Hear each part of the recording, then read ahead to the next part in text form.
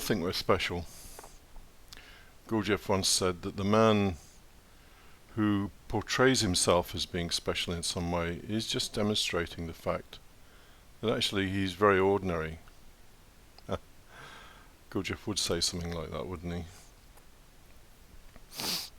Well, it's the truth, because obviously if we all think we're special, then to believe that we're special is just demonstrating that we're like everybody else, which means that we're actually very ordinary.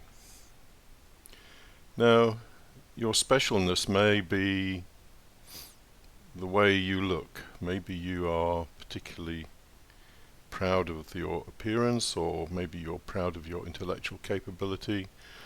Maybe you're proud of your artistic achievements. Maybe you're proud of your moral insights.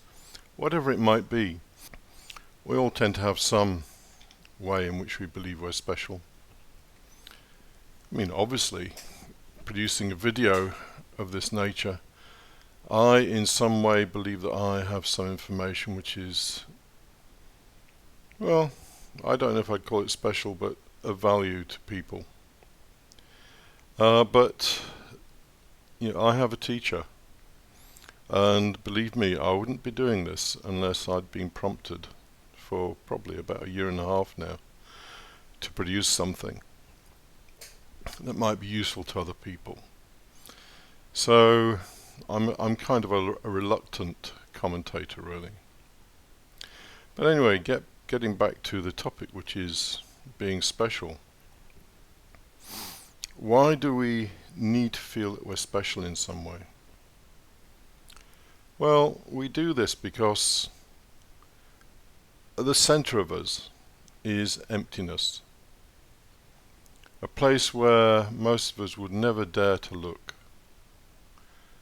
Not most, the vast majority, 99.999% recurring, just do not care to look there. We don't look there because it's painful. Our parents and teachers, when we're being educated, society, the world of commerce, everywhere you look, we are prompted to try and achieve value through portraying some kind of special capability. So at school, then, we're special if we get our hand into the air first when a teacher asks a question. And in fact, you find that many academics are still like that. They're sort of like big sixth formers, eager to give the right answer to teacher before anybody else can do it, and to, possibly more than that, diminish the answers of somebody else. It doesn't really matter what domain you look at. When we feel that we have some quality that we believe makes us special, then we're going to play that quality as well as we can. It's the cause of a great deal of conflict and suffering in life, because this is what people do to each other. To be special means that you have to, in some way, climb above everybody else and display that specialness at the expense of everybody else. Now, Spinoza, the 17th century philosopher, expressed this very well in his magnificent work called The Ethics. I should say that the Ethics is almost undecipherable unless you have someone who's studied it before you. I had the Ethics for 10 years and could make no sense of it whatsoever, till I met somebody who has studied it for 40 years, and all of a sudden the whole thing opened up. And we're not used to the idea that a great spiritual work might be found in the Renaissance philosophers. But the Ethics is a great spiritual work, however you want to define the term spiritual. Anyway,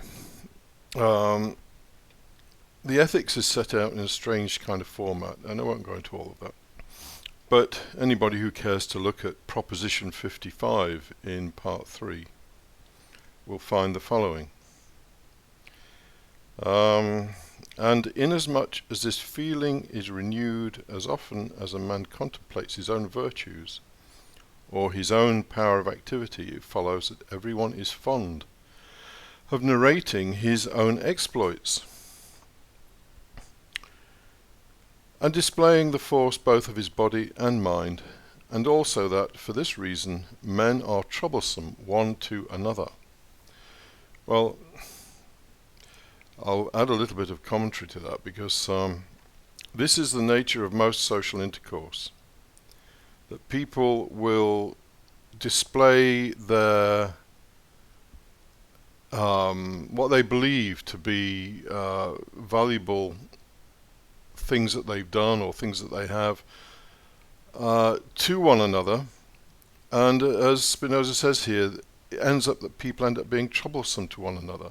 So somebody will tell you about their wonderful holiday, or the wonderful guru they've just spent 2 weeks with, or whatever it is that happens to they happen to feel is worth boasting about, and it causes friction. So back to Proposition 55. Again, it follows that men are naturally envious, rejoicing in the shortcomings of their equals and feeling pain at their virtues. Now, most of us would not care to admit that. we don't admit it because really, we may not even see it, but this is really what's going on. People do not like to hear about other people's good fortune. In general, anyway. There may be exceptions, but generally speaking, human beings do not like to hear about other people's good fortune, and they will take some pleasure, to some extent anyway, in other people's bad fortune. So back to the proposition. For whenever a man conceives his own actions, he is affected with pleasure, in proportion as his actions display more perfection, and he conceives them more distinctly. That is, in proportion as he can distinguish them from others and regard them as something special. Well, there you have it. Spinoza knows very well that people will play whatever they believe to be special to the max, to try and impress other people, and to try and portray that they are people with some value or some worth, because ultimately within themselves they don't feel that. If they did feel that, they wouldn't do it. There's a saying in negotiations, in business negotiations or any kind of political negotiations, any kind of negotiation, that the quietest man in the room is the most powerful man in the room. Why? Well, because he's got nothing to prove. He already knows he's got all the power, so why would he care to try and make a fuss? Back to the proposition. Therefore a man will take most pleasure in contemplating himself when he contemplates some quality which he denies to others. But if that which he affirms of himself he attributes to the idea of man or animals in general, he will not be so greatly pleased. He will, on the contrary, feel pain if he conceives that his own actions fall short when compared with those of others. This pain he will endeavour to remove by putting a wrong construction on the actions of his equals, or by, as far as he can, embellishing his own. If you want to see that at work, then just get yourself a job in a corporate environment. It's dog eat dog. People trying to prove to their bosses that they're better than their contemporaries, their peers, and it's a fairly horrible kind of environment. Again, people do this because at the heart of them they feel they have no real worth. If they felt they had worth, they wouldn't need to do all that kind of stuff. And so it makes social intercourse, and it makes most kinds of human interaction fairly unpleasant. So we need to go to the bottom of this, which is, why do we feel so inadequate that we have to believe that we're special? Well, I've already mentioned that it's part of our education that our worth is judged by what we do, what we acquire, those kind of things. And so, because that's where the value is placed, and no value is placed on what you are, then that's what we gravitate towards. That's what our ego grabs onto as a means of achieving some kind of worth. The only antidote to this is to see it. And as I've mentioned in other videos, this kind of seeing is a fairly painful thing to do. Most people would not wish to do it. As creatures, we are averse to pain. We don't go wherever there is pain. We tend to avoid pain. So deliberately looking at things which cause us pain is not a natural activity for us. Gurdjieff speaks of conscious suffering. Well, that's conscious suffering. Looking at what is not particularly pleasant within us, or we believe not to be not particularly pleasant anyway. So the first step to deal with this inadequacy that causes us to believe that we're special is to just look at what we're doing. When we're boasting, just look at the boasting. When we are in a social situation and feeling, maybe a little bit aggravated by someone who, in their turn, is boasting, just have a look at how we're feeling. Just look at it. You don't, for whatever you do, don't try and change it, because you just make matters worse. Just look at it, don't judge it, and just see it. In my own case, one of my favorite aggravations used to be people who walk into restaurants and just somehow seem to act as though they own the place. They walk in, the British are particularly bad at doing this, which I guess indicates that they are maybe a more insecure group of people than other nationalities. They will walk into a restaurant, speak in very loud voice, deliberate on where they want to sit, believe that they sort of act as though they require some special kind of treatment.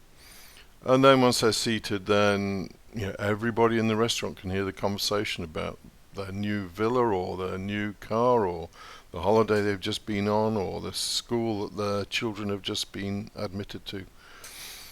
And I can't tell you how much that used to aggravate me. These days, not so really, and there are reasons for that, but that's my own personal story. But if you're going to deal with this, you need a teacher. You can't do it on your own, because you will lie to yourself, and a teacher will see the lies. And in fact, lying is, well, the topic of another video in actual fact. But lying is built into us. It's the way we deal with reality. We lie to ourselves and we lie to other people. But that's another story. Anyway, if you feel special, then you need to know why you feel special, and you need to get to the bottom of it. Because when you no longer feel special, you will be happy. Typical of life, isn't it?